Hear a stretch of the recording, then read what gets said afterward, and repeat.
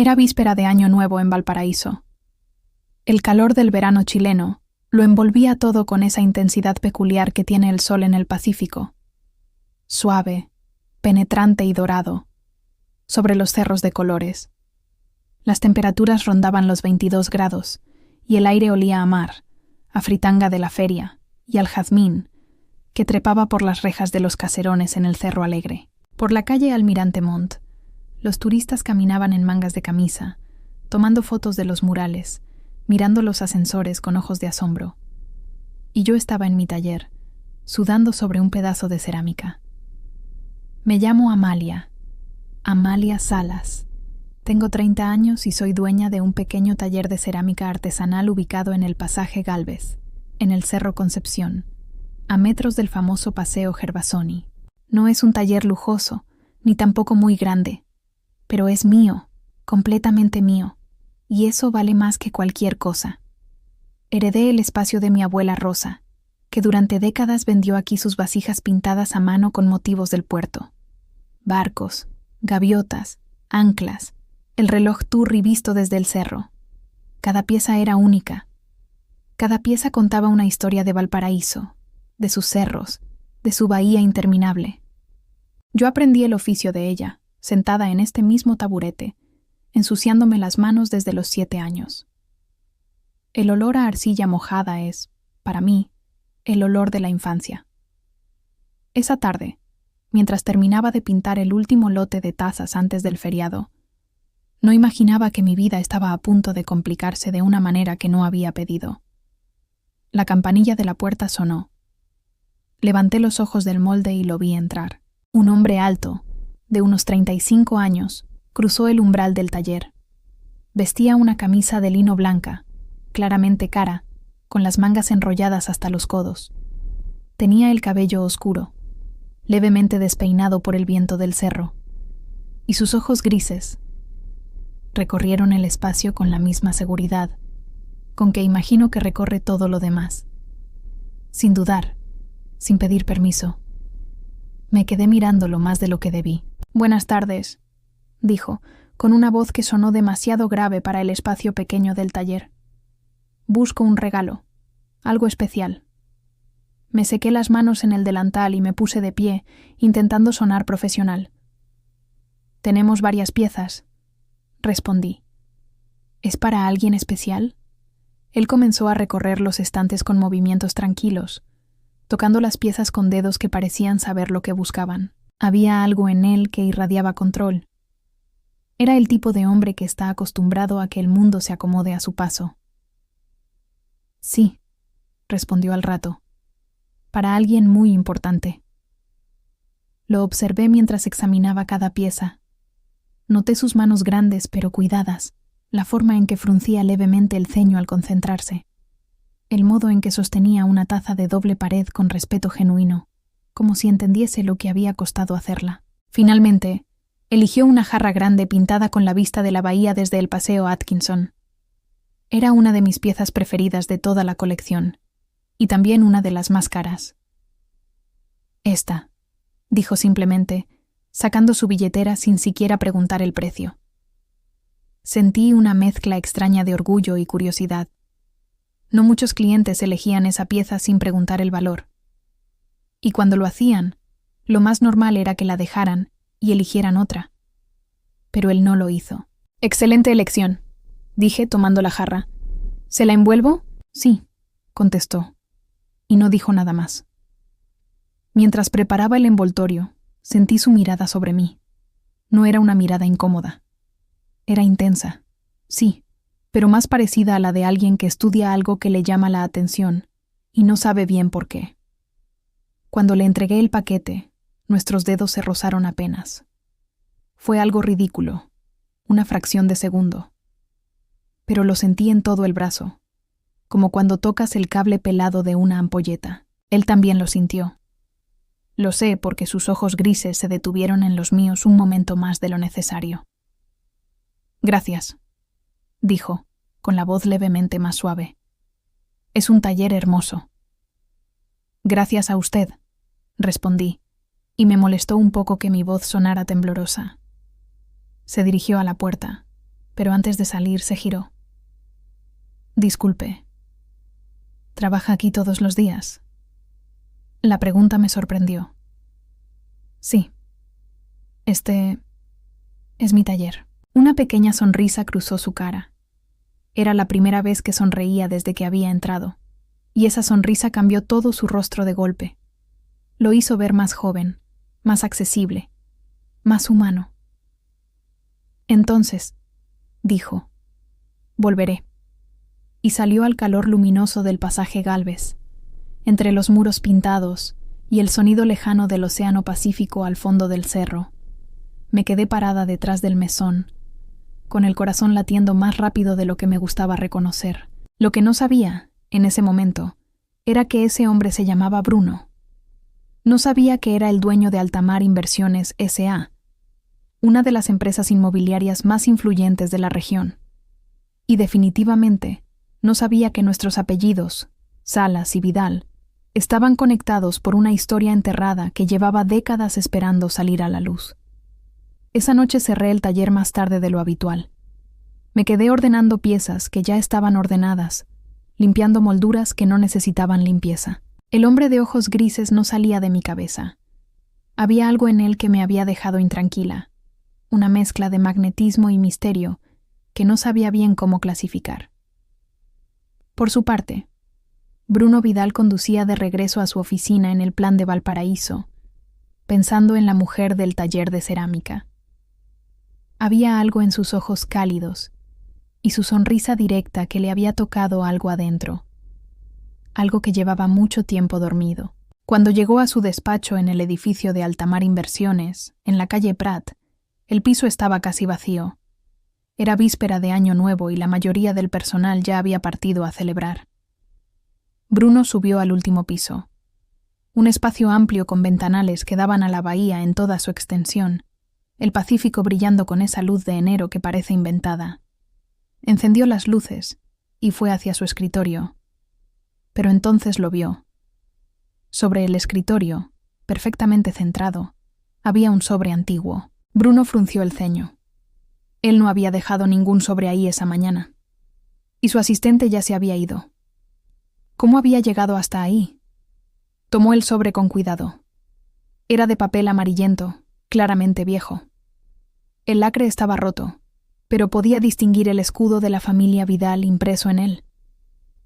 Debajo, encontró una hoja blanca, con un mensaje, aclarando que esos documentos habían sido encontrados en el viejo depósito que estaba siendo ampliado. Con manos levemente temblorosas, Bruno abrió el sobre y sacó la carta que había dentro. La caligrafía era inconfundible. Era la letra de su abuelo, Alejandro Vidal, quien había muerto 20 años atrás. Bruno comenzó a leer, y con cada línea su rostro se fue poniendo más pálido. La carta hablaba de un secreto familiar, de un negocio, de una acusación de fraude, de una traición. Y al final de la carta había un nombre que hizo que el corazón de Bruno se detuviera un momento completo. Salas, el mismo apellido de la mujer que acababa de conocer. Bruno dejó caer la carta sobre el escritorio y se hundió en la silla, con la mente girando. ¿Podía ser una coincidencia? ¿O el destino era simplemente un comediante muy cruel? Esa noche, ni Bruno ni yo pudimos dormir bien. Ninguno de los dos lo sabía todavía, pero nuestras vidas ya estaban entrelazadas de maneras que aún no podíamos imaginar. Afuera, Valparaíso se preparaba para recibir el Año Nuevo, con fuegos artificiales sobre la bahía, y el cerro entero olía a pólvora y flores de verano. Los secretos del pasado estaban a punto de salir a la luz, y todo estaba a punto de complicarse mucho más. El día siguiente, amaneció con ese azul perfecto e implacable que tiene el verano en Valparaíso, sin nubes, sin excusas. El sol de enero. Golpeaba los tejados de zinc de los caserones, del Cerro Concepción, como si no tuviera ninguna prisa por irse. Y el mar, desde el Paseo Gervasoni, brillaba como un espejo roto en 1000 pedazos. En el corazón de Bruno Vidal no había nada de paz, solo confusión, y una necesidad que se iba volviendo urgente. Respuestas. No había podido dejar de pensar en la carta de su abuelo. No había podido dejar de pensar en ese apellido. Salas. Toda la noche había estado investigando, revisando documentos familiares guardados en cajas, que no se tocaban desde hacía años, y lo que fue encontrando solo aumentó su intriga. Al parecer, su abuelo Alejandro Vidal había sido socio de un hombre llamado Roberto Salas. Juntos, habían fundado una empresa importadora y distribuidora de cerámica artesanal en los años 70, con sede en Valparaíso. El negocio había sido próspero. Durante casi 10 años, las familias Vidal y Salas habían trabajado juntas, habían crecido juntas, incluso se habían vuelto amigas, hasta que todo se derrumbó. Según los documentos que encontró, en 1978 hubo una acusación. Alejandro Vidal acusó a Roberto Salas de desviar una suma considerable de fondos de la empresa. La acusación destruyó la sociedad, destruyó la amistad, y según parecía, destruyó también la vida de Roberto Salas. Bruno no podía entender por qué su abuelo le había dejado esa carta, y la coincidencia de que ahora, tantos años después de su muerte, esa carta aparecía sobre su escritorio. Pero sobre todo, no podía dejar de pensar si la Amalia Salas que había conocido ayer tenía alguna conexión con ese Roberto Salas. Tenía que saberlo. Así que, esa mañana de Año Nuevo, en lugar de quedarse encerrado en su apartamento como cada año, Bruno se vistió y bajó por la escalera Fischer hasta la calle Urriola, y de ahí siguió por el pasaje Gálvez hacia el taller de cerámica. El letrero en la puerta decía: cerrado por fiestas. Pero había movimiento dentro. Tocó la puerta. Yo aparecí detrás del vidrio, con una expresión de sorpresa. Llevaba una polera de algodón azul, el cabello oscuro en una trenza suelta, que me colgaba sobre un hombro. Me había despertado temprano sin saber por qué, y había venido al taller a ordenar. En el fondo, creo que sabía que algo estaba por pasar. Abrí la puerta, desconfiada pero con una pequeña sonrisa que no pude evitar. Hola, no esperaba clientes hoy. No vengo como cliente hoy, dijo. Necesito hablar contigo. Incliné la cabeza, curiosa. ¿Hablar conmigo? ¿Sobre qué? Pregunté realmente sorprendida. Bruno dudó. No sabía cómo empezar, sin sonar como un loco. Lo primero que me dijo, como si fuera una pregunta, en la que sabía que diría que sí. ¿Puedo pasar? Es complicado. Aunque algo en mí me dijo que debía mandarlo a otra parte, lo dejé entrar. Lo guié hacia la trastienda, donde tenía una mesita y 2 sillas de mimbre. Un ventilador pequeño. Movía el aire tibio de enero. ¿Quieres agua fría? Tengo limonada también, le ofrecí. Limonada, por favor. Me respondió, aún con un gesto indescifrable. Mientras la servía, él observó el espacio. Era acogedor y lleno de vida. Moldes de cerámica de todos los tamaños, herramientas colgadas en la pared y fotografías, fotos de una mujer mayor, con las manos llenas de arcilla. Fotos de esa misma mujer, abrazando a una niña con delantal enorme. Era mi abuela, dije, notando su mirada. Ella fundó este taller hace más de 40 años. Sentí que algo en él se tensó. ¿Tu abuela? ¿Cómo se llamaba? Rosa Salas, respondí, poniéndole el vaso enfrente. ¿Por qué todas estas preguntas? Bruno tomó un largo sorbo de limonada, ganando tiempo. Luego sacó la carta de su bolsillo y la puso sobre la mesa. Porque encontré esto anoche. Y necesito saber... ¿Tú tienes alguna conexión con Roberto Salas? El mundo se me achicó. Miré la carta.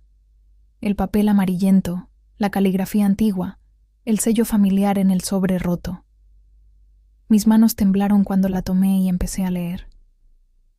Roberto Salas era mi bisabuelo, susurré. Murió antes de que yo naciera. Pero mi abuela me habló de él toda la vida. Bruno se inclinó hacia adelante. ¿Qué te dijo? ¿Recuerdas si te nombró a mi abuelo? En esas charlas. Levanté la vista. Y en ese momento sentí algo muy complicado. Dolor antiguo y rabia fresca mezclados. Solo hablaba de mi abuelo. Me dijo que fue un gran hombre, honesto, trabajador, que amaba su oficio, que tenía un negocio próspero con un socio, en quien confiaba como a un hermano. Hice una pausa. Y me dijo que ese socio lo traicionó, que lo acusó de algo que nunca hizo, que esa acusación le destruyó todo: el negocio, la reputación, la salud. Mi bisabuelo murió pobre y deshonrado 3 años después de la acusación. Mi abuela tuvo que criar sola a mi abuelo, lavando ropa ajena, haciendo lo que podía. Las lágrimas me ardían en los ojos.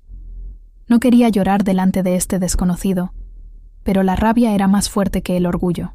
Toda mi vida, mi familia ha cargado con esa historia. Incluso ahora, hay personas en este cerro que susurran el apellido Salas como si fuera sinónimo de deshonra. Y mi bisabuelo era inocente. Bruno tenía el rostro blanco como la pared detrás de él. Amalia, dijo, con una voz que sonó como si le costara cada sílaba. El socio que acusó a tu bisabuelo era mi abuelo, Alejandro Vidal. El silencio que siguió fue tan pesado que podía oírse el ventilador girar. Lo miré fijamente. Procesé las palabras. Las leí de nuevo en la carta. Tú eres un Vidal, susurré. Bruno Vidal, asintió. Y acabo de descubrir que mi familia destruyó la tuya. Me levanté de golpe, me alejé de la mesa, pasándome las manos por el cabello, sintiendo que el cuarto giraba. No puedo creer esto, dije en voz alta. De todos los talleres en Valparaíso, de todos los cerros, de toda la ciudad, tuve que conocer a un Vidal. El destino tiene un humor muy retorcido. Amalia, espera. Bruno también se levantó. Yo no sabía nada de esto hasta anoche. Y honestamente, creo que necesitamos descubrir qué pasó de verdad. ¿Qué quieres decir? Señaló la carta y dijo: Mi abuelo escribió esto antes de morir. ¿Por qué dejaría una carta sobre este tema si estaba seguro de la culpabilidad de tu bisabuelo? ¿Y por qué aparece ahora, en mi escritorio, como si alguien quisiera que la encontrara? Aunque la realidad es que los empleados la encontraron. Me quedé quieta, luchando entre el dolor familiar y mi propia curiosidad, que siempre ha sido más fuerte que yo. ¿Estás diciendo que quieres investigar? Quiero saber la verdad, respondió con firmeza. Porque si mi abuelo se equivocó, si tu bisabuelo era inocente, entonces mi familia te debe algo, te debe justicia. Lo observé durante un largo momento. Había algo en la sinceridad de sus ojos grises que me resultaba difícil ignorar.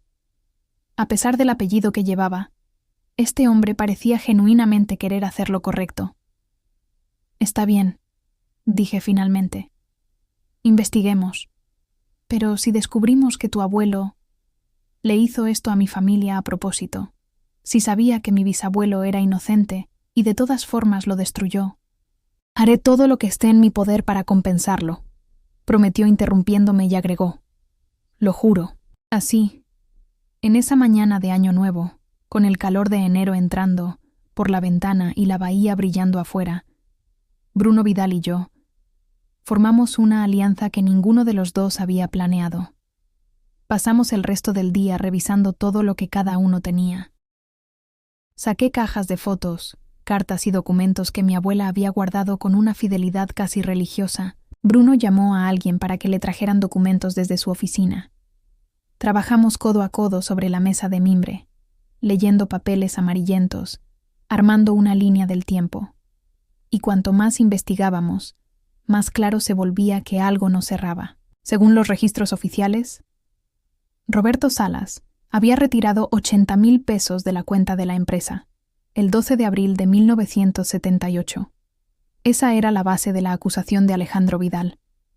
Pero, en el libro de cuentas personal de mi bisabuelo, que mi abuela había guardado envuelto en género azul, al fondo de una caja de zapatos, Roberto había anotado cada transacción con una meticulosidad obsesiva, y según sus propios registros, ese dinero fue retirado por orden directa de Alejandro, para comprar un horno industrial para la empresa.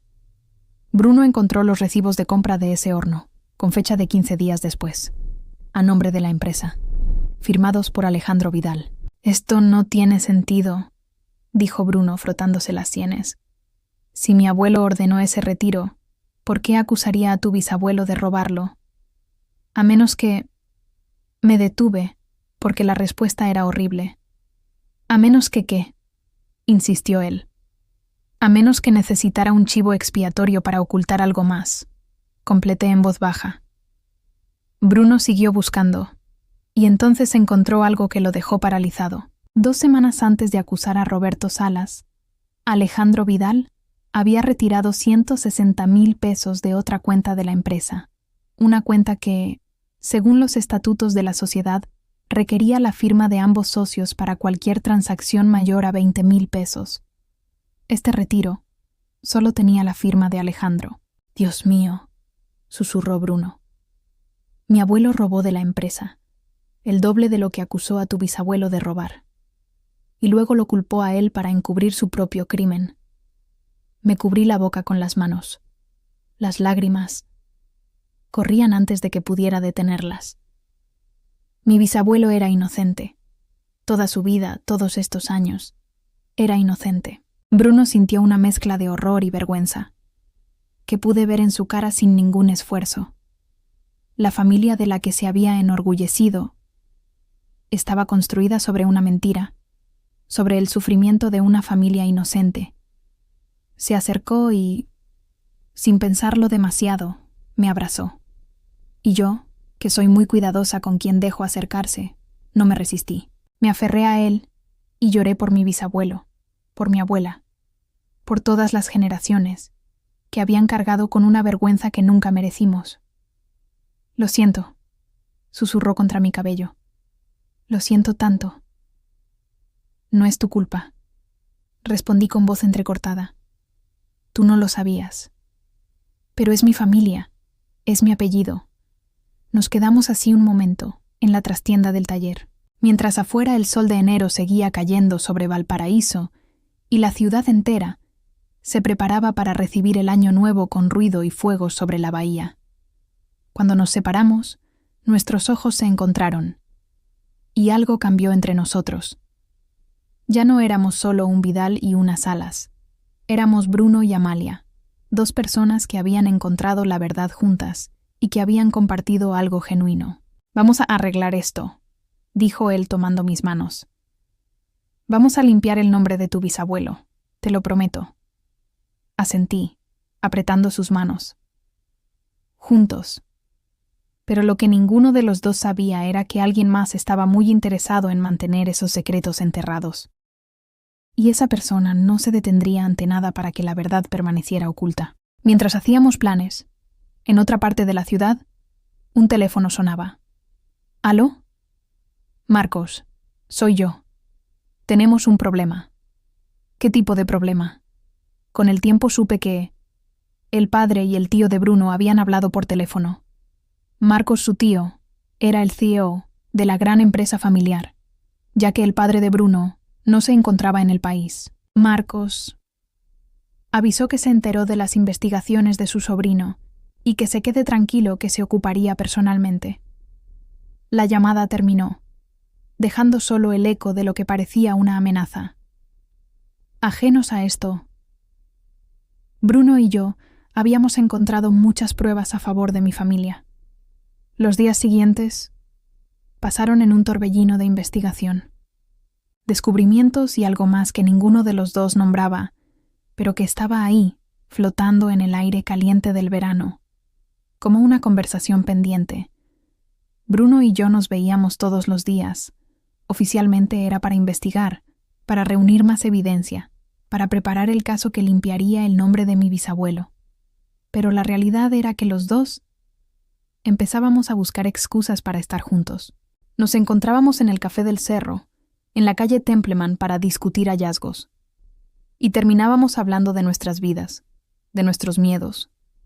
De todo excepto el caso. Pasábamos horas en el taller, supuestamente revisando documentos, pero más tiempo lo perdíamos riendo de alguna anécdota tonta o mirando el mar desde la ventana de la trastienda. La química era innegable, y yo la notaba con esa mezcla de deleite e irritación que me produce todo aquello que no controlo. Una tarde, mientras revisábamos papeles en la oficina de Bruno en el plan, me estiré para alcanzar un documento en un estante alto y perdí el equilibrio. Él me atrapó. Sus brazos me rodearon. Su rostro quedó súbitamente muy cerca del mío. Nos quedamos así, congelados, mirándonos. «Gracias», susurré. «De nada», respondió Bruno, pero no me soltó. El momento se alargó. Podía oler su perfume mezclado con el calor de la tarde. El ventilador de techo giraba sobre nuestras cabezas. La bahía brillaba por los ventanales. Lentamente, se fue inclinando hacia mí, y yo cerré los ojos, esperando lo que sabía que iba a venir. Pero entonces, el teléfono de Bruno sonó, rompiendo el momento en dos. Gruñó frustrado y se separó para contestar. «¿Halo?» «Bruno, soy tu tío Marcos. Necesito verte. Urgente». Bruno frunció el ceño. Su tío Marcos nunca lo llamaba a menos que fuera algo de negocios. «Estoy ocupado», contestó como un acto reflejo. «Es sobre tu investigación». La voz de Marcos sonaba tensa. «Sé lo que estás haciendo, y necesitamos hablar antes de que cometas un error que no tiene vuelta atrás». El corazón de Bruno se aceleró. ¿Cómo sabía su tío? «Iré a tu oficina en 1 hora», dijo Bruno y colgó. Me miró con una expresión que yo no había visto antes en él. «Mi tío sabe que estamos investigando». «¿Crees que intentará detenernos?», pregunté, todavía sin saber si debería preocuparme o no. «No lo sé, pero voy a averiguarlo», contestó con firmeza. 1 hora después, Bruno estaba en la elegante oficina de Marcos Vidal, en el edificio más nuevo de la calle Blanco. Marcos era un hombre de unos 60 años, siempre impecablemente vestido, con el cabello plateado peinado hacia atrás. Era el hermano menor del padre de Bruno, y había sido muy cercano al abuelo Alejandro. «Bruno», saludó secamente. «Siéntate». «¿Quién te dijo?», preguntó Bruno en cambio, sin sentarse. Recuerdo cuando me lo contó Bruno, ya que esa fue la última gran discusión que tuvo con su tío, y lo alteró sobremanera. Palabras más, palabras menos. Este diálogo se dio entre ellos. «Eso no importa. Lo que importa es que pares inmediatamente». «¿Por qué? ¿Qué tienes que ocultar?». Marcos suspiró, como quien trata con un niño terco. «No tengo nada que ocultar, pero tú no entiendes las consecuencias de lo que estás haciendo». «Las entiendo perfectamente. Voy a revelar que el abuelo mintió, que Roberto Salas era inocente y que nuestra familia le debe una disculpa pública a los Salas». «Por el amor de Dios», estalló Marcos. «¿Sabes lo que significaría admitir que el fundador de nuestro patrimonio era un ladrón y un mentiroso? Destruirás el apellido Vidal. Perderemos contratos, socios, credibilidad. Altamar Inversiones podría hundirse». «Entonces que se hunda», dijo Bruno. «No voy a construir mi futuro sobre el sufrimiento de una familia inocente». «Es por esa chica, ¿verdad?». Marcos lo miró con frialdad. «Las alas del cerro». Bruno se tensó. «Esto no tiene nada que ver con Amalia. Hice que te investigaran. Sé que llevas días con ella. Y sé que hay algo más que una investigación entre ustedes. Lo que haya entre Amalia y yo no es asunto tuyo. Se vuelve mi asunto cuando pone en riesgo a la familia». Marcos se inclinó hacia adelante. «Escúchame bien, Bruno. Si publicas esa información, no solo destruirás a los Vidal, también destruiré a tu querida Amalia. Tengo contactos, un par de llamadas y su taller perderá todos sus proveedores de arcilla. Otra llamada y ningún banco ni fondo de artesanos le dará un préstamo. Puedo hacer que sea imposible operar en esta ciudad. No te atreverías». «Oh, me atrevería, y haría mucho más si es necesario». Marcos también se puso de pie. «Tienes una elección, Bruno. Tu familia o esa chica. ¿Qué va a hacer?». Bruno salió de esa oficina dando un portazo, temblando de rabia. Su tío lo había amenazado. Había amenazado a Amalia. Y lo peor era que sabía que Marcos cumpliría sus palabras. Durante los días siguientes, Bruno luchó con la decisión más difícil de su vida. Cada vez que me veía, cada vez que yo sonreía, cada vez que nuestras manos se rozaban sin querer, él sentía algo que no sabía bien cómo manejar. Se había enamorado de mí. Eso me lo contó mucho después, y en ese momento creyó que la única forma de protegerme era alejarse. Una tarde me pidió que fuera a su oficina. Llegué sin sospechar nada.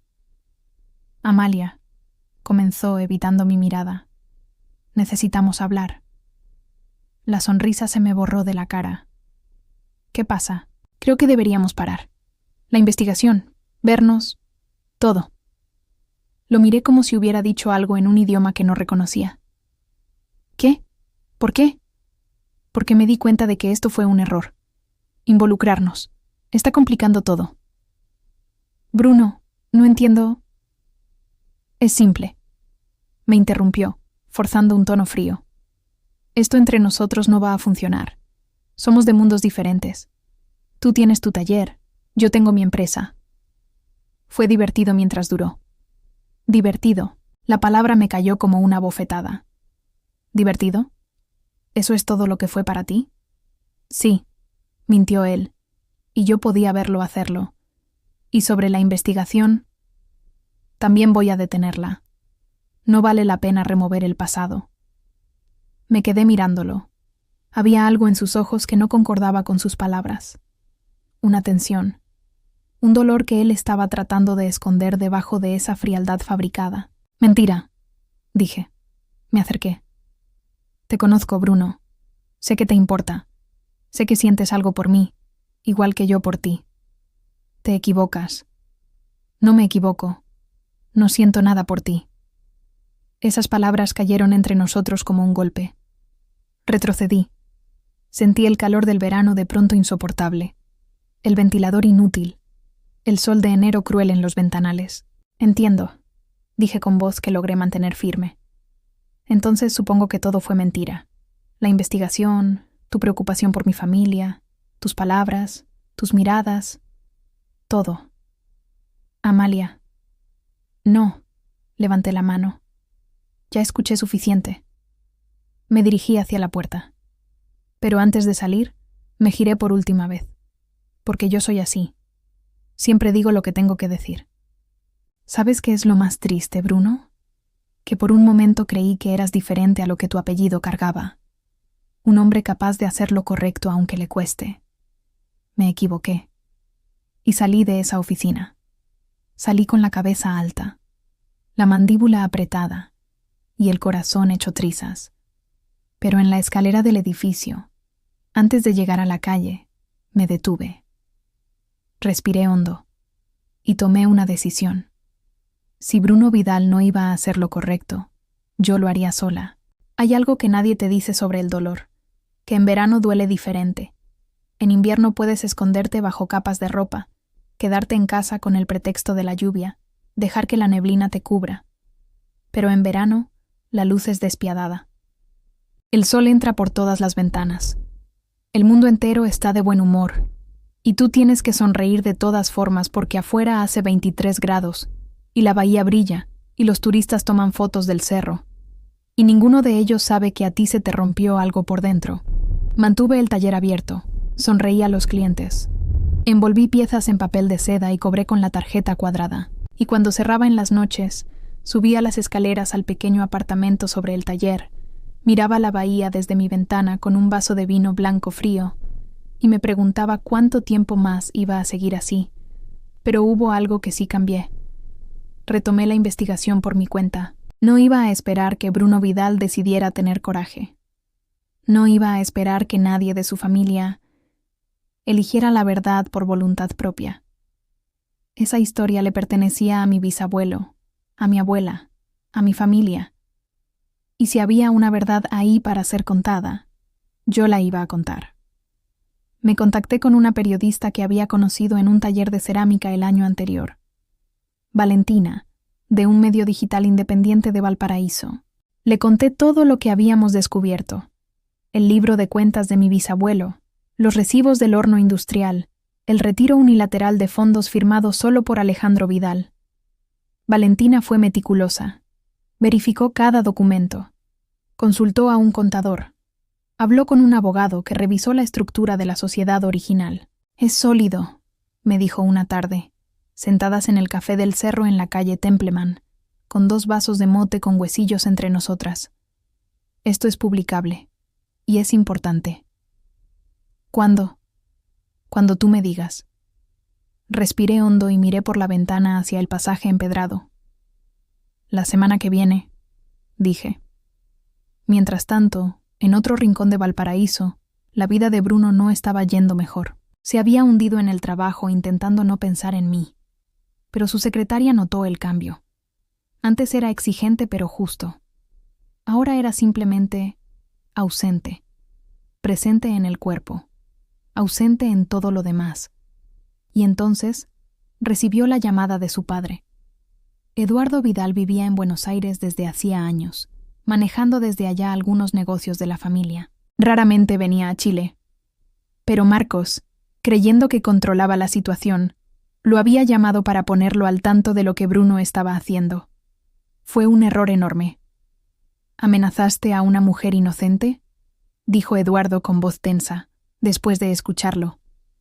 «¿Y manipulaste a mi hijo para que rompiera con ella?». «Protegí a la familia». «¿Proteger a la familia? ¿Eso es lo que te dices a ti mismo para convencerte, Marcos? Obligaste a Bruno a lastimar a alguien que ama. ¿Eso es protección? El amor pasa, Eduardo. El apellido Vidal es para siempre». Eduardo sacudió la cabeza con disgusto. «¿Sabes qué, Marcos? Hay algo que nunca te conté. Algo que nuestro padre me hizo prometer que guardaría en secreto». Marcos lo miró con cautela. «¿De qué estás hablando?» «Del escándalo Salas». Recuerdo ese relato, porque nos lo contó el propio padre de Bruno, una noche cuando salimos a comer, y yo todavía tenía dudas de si su hermano podría hacernos daño. El rostro de Marcos palideció. «Eso fue hace décadas. ¿Qué importa ahora?» «Importa porque lo que Bruno descubrió es verdad». Eduardo sacó un sobre de su chaqueta. «Papá me dio esto en su lecho de muerte. Una confesión completa. Me hizo prometer que nunca la mostraría, que protegería su legado». Le entregó la carta a Marcos y continuó diciendo: «Y como un cobarde, obedecí. Guardé este secreto durante 20 años. Pero ya no. Bruno tiene razón, y yo voy a apoyarlo. Si publicas esto, destruirás todo lo que hemos construido». «No», corrigió Eduardo. «Papá destruyó todo cuando decidió mentir. Nosotros solo vamos a decir la verdad, finalmente». Se dirigió hacia la puerta. «Voy a buscar a mi hijo. Y voy a arreglar el desastre que tú causaste». Lo que Eduardo Vidal no sabía era que su hijo ya no era la pieza más importante del tablero. Lo que ninguno de los dos sabía era que yo ya había tomado cartas en el asunto. El artículo salió un martes, a las 10 de la mañana. Lo publicó el medio digital donde escribía Valentina, y en 2 horas ya había sido compartido más de 3000 veces. El titular decía: «El fraude silenciado. Cómo una familia porteña cargó 50 años con una acusación falsa». Yo lo leí en la trastienda del taller, sentada en mi silla de mimbre, con el ventilador girando y una taza de té que se enfriaba. Valentina. Había hecho un trabajo impecable. La investigación era sólida. Los documentos estaban digitalizados y verificados. El testimonio de mi abuela Rosa aparecía en sus propias palabras, extraídas de unas cartas que yo había guardado sin saber que algún día servirían para esto. Cuando terminé de leerlo, sentí algo que no esperaba. No fue alivio, ni triunfo. Fue más tranquilo que eso. Fue como soltar algo muy pesado que llevas cargando tanto tiempo que ya ni lo sientes, hasta que lo dejas caer. «Abuelita», dije en voz baja, mirando su foto en la pared. «Ya está». El teléfono empezó a sonar. El primero en llamarme fue Marcos Vidal. Dejé que sonara. El segundo fue un número desconocido que resultó ser el abogado de Altamar Inversiones, con un discurso preparado sobre posibles acciones legales que escuché con calma. Le respondí con igual calma que todos los documentos habían sido verificados por una contadora pública certificada y revisados por un abogado, y que si querían intentar algo, aquí estábamos. El tercero fue Bruno. Dudé. Contesté igual. Amalia, dijo, y una sola palabra. Sonaba a una docena de cosas a la vez. Hola, Bruno. Vi el artículo, dijo, atropellando mis palabras. Bien, era la verdad, agregó, e hizo silencio. Lo sé, dije. Hice una pausa, y antes de seguir hablando escuché. Lo que hiciste fue valiente, muy valiente. Era lo correcto. Y como no iba a esperar que lo hiciera alguien más, lo hice yo. Otro silencio. El tipo de silencio en el que caben muchas cosas. Amalia, necesito contarte algo. Mi tío te amenazó. Por eso me alejé. Por eso dije lo que dije. No porque no sintiera nada, sino porque tenía miedo de que él te hiciera daño. Lo sé, Bruno. ¿Lo sabías? Intuía que algo así había pasado. Eras demasiado obvio cuando mentías, y además, me conoces lo suficiente para saber que una amenaza no me hubiera detenido. Quizás era eso lo que me molestó más, que no me lo dijiste, que decidiste solo, como si yo fuera algo frágil que hay que guardar en una caja de algodón. Tienes razón, dijo, y lo dijo sin matices, sin excusas. Me equivoqué. Debí haberte dicho la verdad y dejar que tú decidieras. Sí, debiste haberlo hecho. El silencio. Era ensordecedor. Necesitaba verlo. Ya no quería estar sosteniendo el teléfono escuchando solo disculpas. ¿Puedo verte?, preguntó. No para justificarme, solo para hablar. Miré por la ventana. El sol de las 2 de la tarde caía vertical sobre el pasaje Gálvez, haciendo que los murales pintados en las paredes brillaran con una intensidad casi irreal. Ven al taller, dije. A las 6, cuando baje la temperatura. Llegó puntual con el pelo ligeramente húmedo, como si se hubiera dado una ducha antes de venir, y eso me pareció extrañamente entrañable. Trajo 2 botellas de agua fría y las puso sobre la mesa de mimbre sin pedirme permiso, y eso también me pareció correcto. Nos sentamos. Mi padre llegó de Buenos Aires. Empezó. Tiene una carta. Una confesión completa de mi abuelo, firmada y con fecha. Quiere entregarla públicamente, junto con el artículo de Valentina, y hacer una declaración formal de la familia. Lo miré. ¿Y tu tío Marcos? Marcos ya no tiene ninguna posición en la empresa. La junta directiva lo sacó esta mañana, después de que el artículo salió y se supo que había intentado suprimir información. Bruno tomó un sorbo de agua. Ya no tiene poder sobre nadie. Bien, y yo... Hizo una pausa. Yo quiero pedirte disculpas. No por lo que hizo mi abuelo, porque eso no es mío para pedir perdón, pero sí por haberme equivocado contigo, por haber decidido solo, por haber sido cobarde cuando no debí serlo. Lo miré durante un momento largo. Te acepto la disculpa, dije. Pero quiero que entiendas algo, Bruno. Lo que hice esta semana, lo hice sola. No porque no quisiera hacerlo contigo, sino porque era necesario que yo pudiera hacerlo sola, para saberlo, para que tú también lo supieras. Lo entiendo. Bien, porque si esto sigue, si hay un nosotros después de todo esto, tiene que ser entre iguales, sin que tú decidas por mí, sin que yo tenga que probar que puedo manejar las cosas sola cada vez que algo se complica. De acuerdo, dijo, sin dudar. Entre iguales. Afuera, el sol empezaba a bajar sobre el Pacífico, tiñendo la bahía de naranja y rosa. Desde la ventana de la trastienda podíamos ver el reloj Turri y los techos de zinc brillando en el atardecer. ¿Y ahora qué?, preguntó Bruno.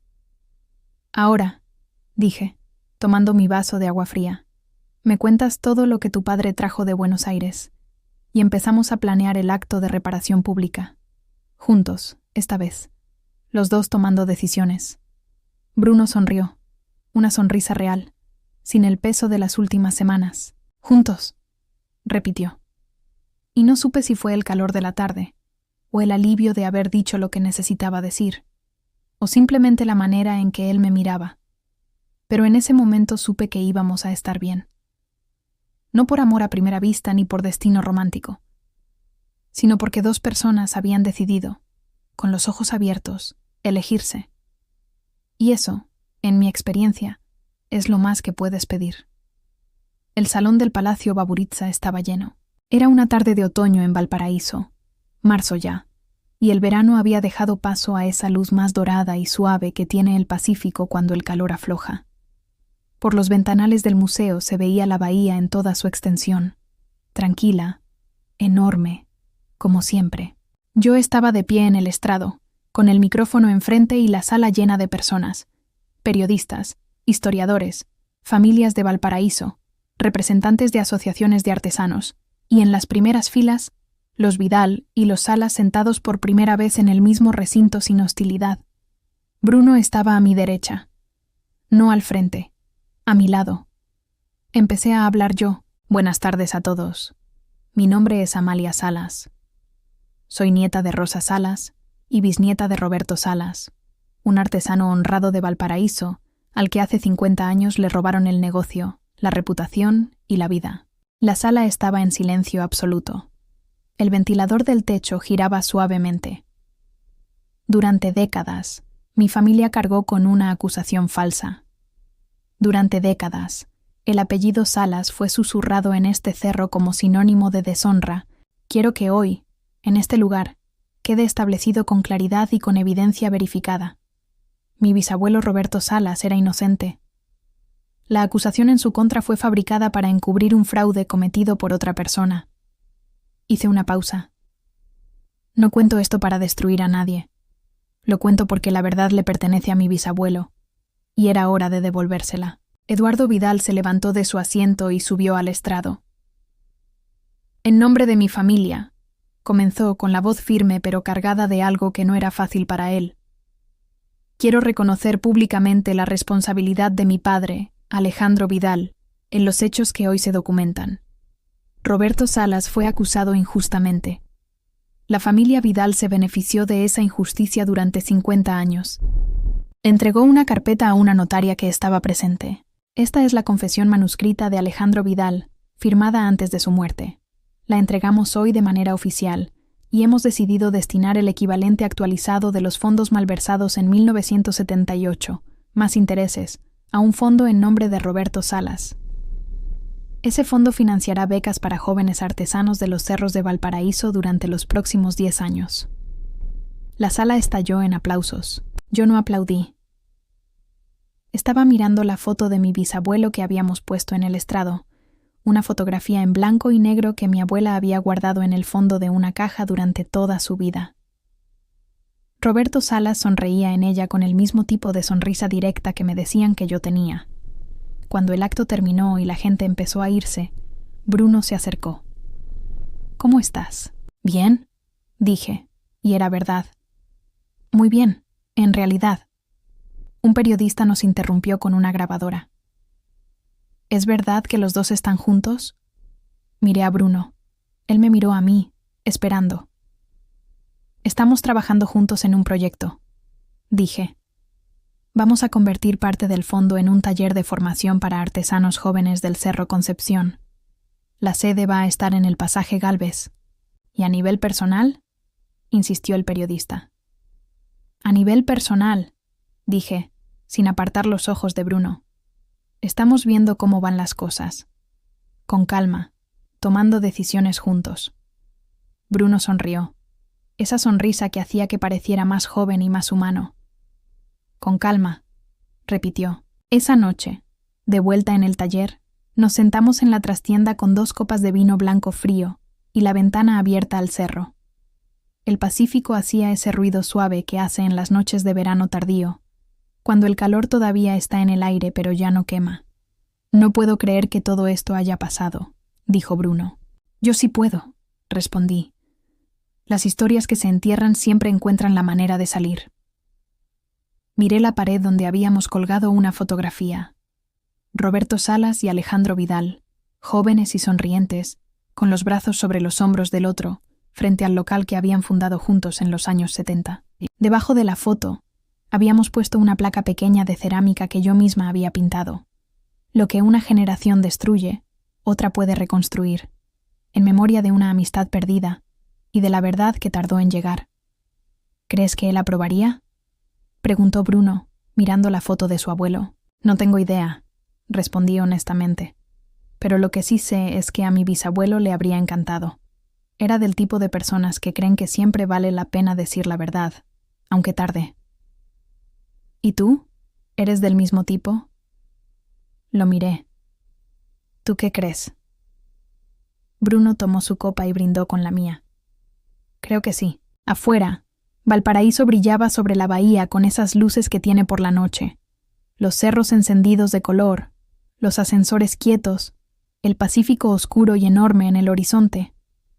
Adentro del taller, dos personas que nunca debieron encontrarse, pero que decidieron quedarse, celebraban no solo el fin de una historia vieja, sino el principio de algo nuevo, construido sobre la verdad, esta vez, que es la única base que aguanta.